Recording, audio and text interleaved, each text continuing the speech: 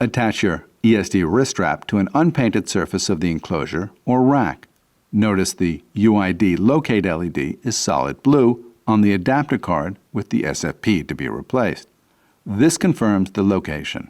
If the SFP being replaced is in an adapter card, confirm that the fiber channel cables attached to the SFP are labeled.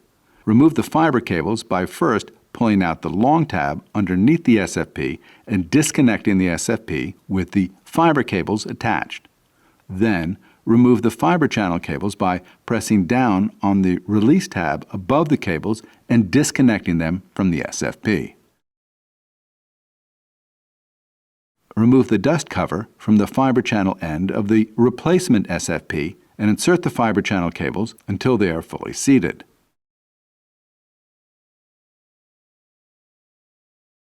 Insert the replacement SFP with the fiber channel cables attached.